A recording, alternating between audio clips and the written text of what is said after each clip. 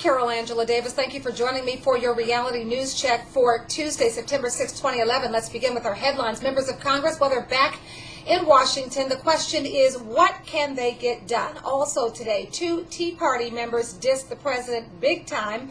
One says, how idiotic is this president? Oh, yeah. They're just really low down. Also today, the post office is almost toast, and the 50 wealthiest members of Congress, how come so many of them are Republicans? That rich agenda just keeps getting stronger. Okay, let's begin with your stories. In the news, members of Congress are back in Washington. The question, of course, what can they get done? Everyone understanding that job creation is job one. The president, as you know, is going to address a joint session of Congress. That'll happen on Thursday. Over the weekend, he did challenge Republicans to put country ahead of party and work with Democrats on a jobs package. But we all know with the Republicans, it is always about money, and money is always first, okay? They never put money aside for anything or anyone unless it's the wealthiest of Americans, okay? Already the president says that he wants to put more than 1 million unemployed construction workers, he wants to put them to work rebuilding deteriorating roads and bridges, but ta-da! As you know, majority of Republicans have indicated that they are unwilling to spend money on new construction projects. I mean, come on, why spend money on new construction projects if it's going to put people to work? I mean, that is not the goal, darling. This is an elitist society. The goal is to have more and more and more wealthy, elite people go their way and push everybody else down. You know that, okay? President Obama, he wants Republicans to prove they'll fight as hard for middle-class Americans and for tax cuts for middle-class Americans as they do for big and extremely profitable oil companies and for the wealthiest Americans.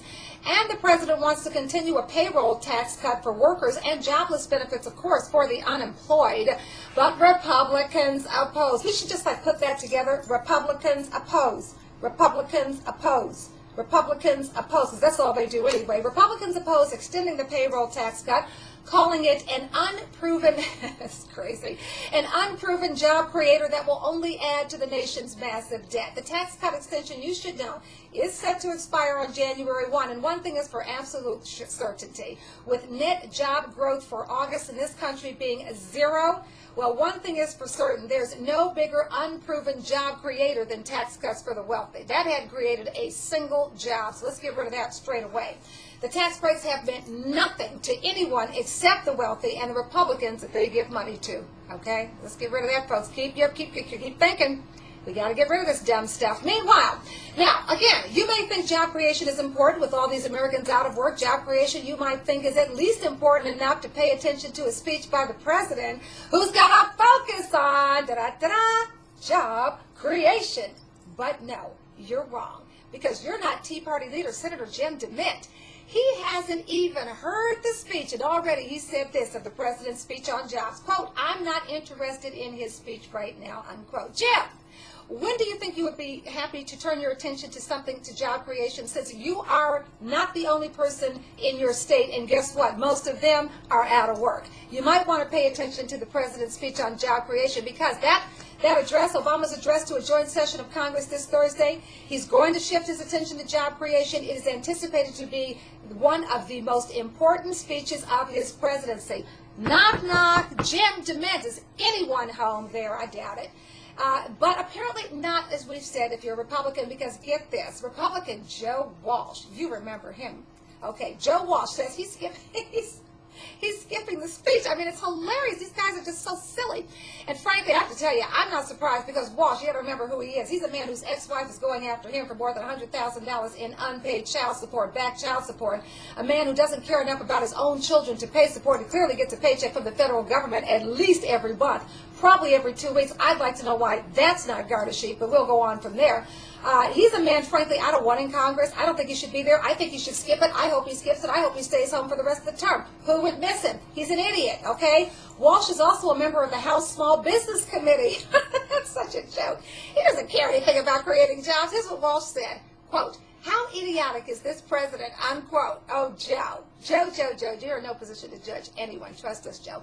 Pay your child support, honey. Try and get that job done. That's being a decent American and quite patriotic, I might add.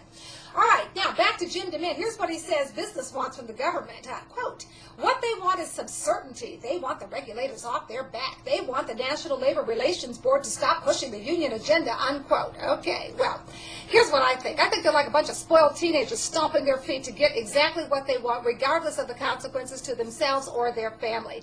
It's just what they want is the only thing that counts. And just so you know, a nationwide survey of small business owners by McClatchy, it found that most small business owners want no such thing. So you don't even know what he's talking about. All right, in business news, the U.S. Postal Service is nearing default. The agency is so low on money, it will not be able to make a $5.5 billion payment due this month. May have to shut down entirely this winter. That is unless Congress moves to stabilize its finances. Postmaster General Patrick Donahoe, he says the agency's deficit will reach $9.2 billion this fiscal year. Already, he says he's probably going to have to get rid of Saturday delivery, mail delivery, close up to 3,700 postal locations, and lay off 120,000 workers. Shh. Don't tell Senator Jim DeMint and Joe Walsh more people are getting, not that they care, but they're not aware of anything. Not that they care, okay?